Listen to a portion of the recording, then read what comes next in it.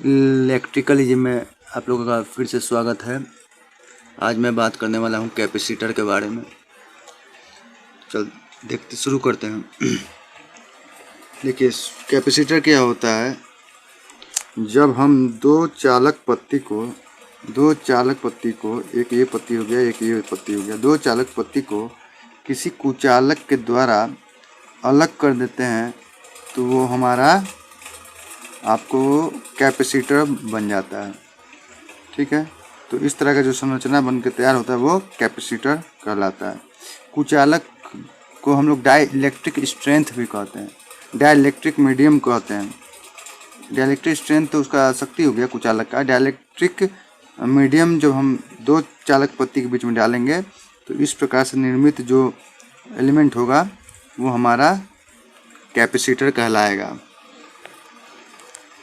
अब देखते हैं क्या इसका सिंबल क्या होता है। कैपेसिटर का सिंबल जो होता है सी से उसको रिप्रेजेंट करते हैं, यूनिट फैराड होता है। ठीक है, आगे बढ़ते हैं कि हमारा कैपेसिटेंस वैल्यू जो होता है वो एरिया के डायरेक्टली प्रोपोर्शनल होता है। किसके एरिया के? इस चालक पत्ती का जो एरिया होगा उसके समानुपाती होगा। और कैपेसिटेंस वैल्यू जो होगा कैपेसिटर का वो इन्वर्सली प्रोपोर्शनल टू डी होगा। डी का अर्थ होता है इस दो प्लेट जो एक किनारे और एक किनारे उस दोनों के बीच के डिस्टेंस के व्युत्क्रमानुपाती होगा। कहने का अर्थ क्या है, अगर प्लेट का एरिया अगर हम बढ़ाते हैं तो हमारा ये बढ़ेगा, कैपेसिटेंस बढ़ जाएगा। प्लेट का एरिया घटाते हैं तो ये भी घट जाएगा। ठीक है, यहाँ पे फिर कैपेसिटेंस जो है अगर बढ़ाना है तो हमको उसके बीच के प्लेट के बीच के डिस्टेंस को घटाना होगा। तो इस प्रकार से ये आपका एरिया पे किस प्रकार से और डिस्टेंस पे किस प्रकार से निर्भर होता है ये पता चलता है इस फॉर्मूला के द्वारा, इस रिलेशनशिप के द्वारा। अब देखते हैं क्या कि इन कैपेसिटर में जो एनर्जी स्टोर हो रहा है उसका सूत्र क्या होगा। तो कैपेसिटर में जो एनर्जी स्टोर होता है उसका सूत्र होता है हाफ सी वी स्क्वायर। सी क्या है? इसका कैपेसिटेंस वैल्यू है, और वी क्या है? इस पे अप्लाइड वोल्टेज जो हम दे रहे हैं,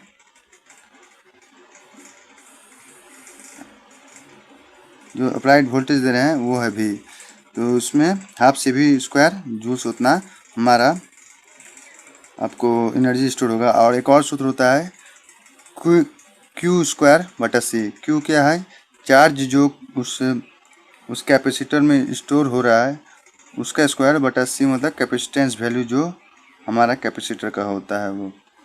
और फिर देखते हैं कि इसका काम क्या होता है। कैपेसिटर का काम होता है कि वोल्टेज में होने वाले बदलाव का विरोध करना।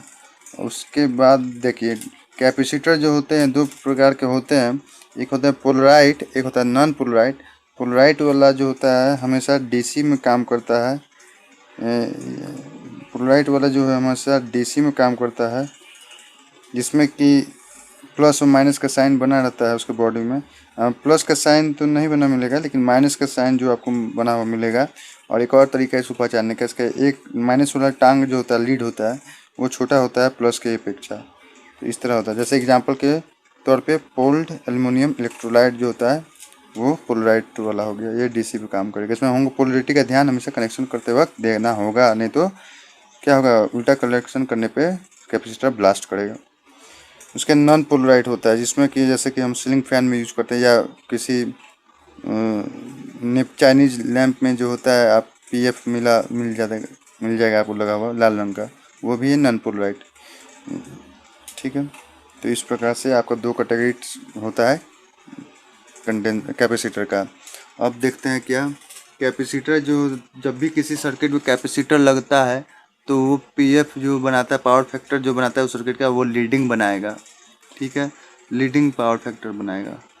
और प्योर रेजिस्टिव सर्किट है, प्योर कैपेसिटिव सर्किट है तो उसमें पावर पीएफ लीडिंग होगा। ठीक है, पीएफ क्या होगा? लीडिंग होगा। प्योर कैपेसिटिव सर्किट में आपका लीडिंग होगा। अब देखिए यहाँ पे क्या है, कॉस फाई सम वैल्यू होगा, मतलब वोल्ट। देखिए हमेशा पीएफ लीडिंग का अर्थ क्या होता है कि करंट हमेशा वोल्टेज के आगे रहेगा लीडिंग में। तो यहाँ पे कुछ ना कुछ एंगल वैल्यू हमको कॉस फाई का मिलेगा। अब बात होता है क्या, कैपेसिटर के अंदर जो हमारा रिएक्टेंस पाया जाता है, मतलब जो उसको कहते हैं कैपेसिटिव रिएक्टेंस, उसको बनाया जाता है एक्स सी से। यह भी एक तरह का प्रतिरोधकता का भाई ही है, जिसको कहते हैं कैपेसिटिव रिएक्टेंस। इसका भी मात्रक ओम ही होता है। वो जो होता है 1/2πfc, x equal to 1/2πfc। तो अब यहाँ पे क्या अर्थ है कि एक्सी जो है इन्वर्सली प्रोपोर्शनल टू फ्रीक्वेंसी होगा, सप्लाई फ्रीक्वेंसी, और एक्सी जो होगा inversely proportional to capacitance value. तो ये विद क्रमानुपाती होगा फ्रीक्वेंसी के भी और कैपेसिटेंस वैल्यू के भी। ठीक है, तो इससे संबंधित बहुत सारे क्वेश्चन आते हैं जो आपको आगे देखने को मिलेंगे भी। तो ये जानना जरूरी है कि हाँ, ये जो रिएक्टेंस है कैपेसिटिव रिएक्टेंस किसके समानुपाती होता है, किसके व्युत्क्रमानुपाती होता है, ये जानना जरूरी है।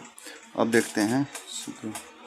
अब देखिए, जब आपके साथ आपके पास बहुत सारे एक से अधिक कैपेसिटर जो है सीरीज़ में कनेक्टेड रहेंगे, तो आपका जो इक्विवेलेंट कैपेसिटेंस वैल्यू होगा वो हो जाएगा 1/C equivalent equal to 1/C1 प्लस 1/C2 प्लस 1/C3।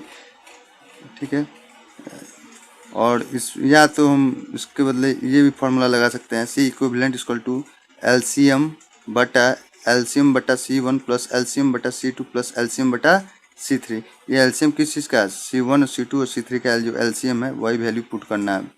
ठीक है, फिर देखते हैं अगर आपका दो या दो से अधिक जो कैपेसिटर पैरेलल में कनेक्टेड होगा, तो उसमें C इक्विवेलेंट जो टोटल इक्विवेलेंट कैपेसिटेंस होगा वो होगा C1 plus C2 plus C3।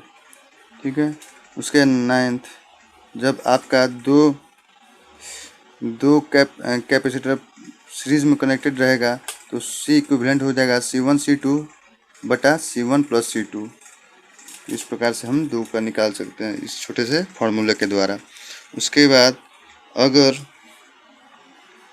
इसमें देखते हैं क्या कि 10वां ये कि अगर किसी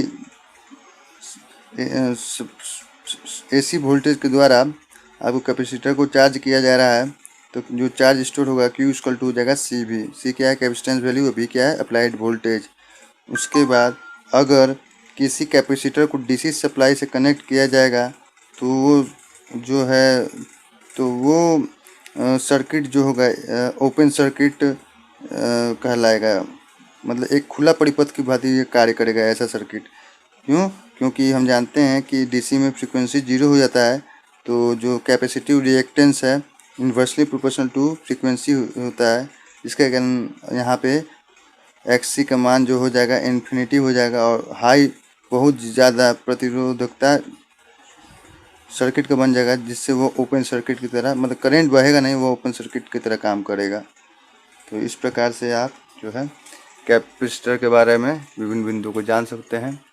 आगे एक दो बिंदुओं में और प्रकट करने वाला हूँ आप लोगों के बारे में। अब देखते हैं जो चार्ज स्टोर होता है कैपेसिटर में उसका फॉर्मूला क्या होता है। देखिए, जब आपको करंट दिया गया हो, कैपेसिटर से जो करंट गुजर रहा है वो दिया गया हो, और कितने समय के लिए गुजर रहा है वो दिया गया हो, तो टोटल चार्ज उतने समय में जो कलेक्ट होगा, स्टोर्ड होगा कैपेसिटर के अंदर, उसका फॉर्मूला होगा Q equal to I T. ठीक है, आई करंट है, टी टाइम है। उसके बाद क्या होता है, एक और फॉर्मूला होता है charge stored, Q equal to होगा सी भी। जब आपका कैपेसिटर जो कनेक्टेड है वोल्टेज सोर्स के साथ, एसी वोल्टेज सोर्स के साथ, उसका वोल्टेज दिया रहा है और कैपेसिटेंस वैल्यू दिया रहा है, तब आप Q इक्वल टू निकाल सकते हैं सी भी, मतलब सी भी इस सूत्र से भी निकल सकता है। तो कब आपको ये फार्मूला अप्लाई करना है, कब आईटी वाला फार्मूला अप्लाई करना है, ये आपको ध्यान देना होगा। अब देखिए, जब हम दोनों ऊपर और नीचे वाले को इक्वेशन को मिलाते हैं तो हमारा बनता है आई इंटू टी इक्वल टू सी भी।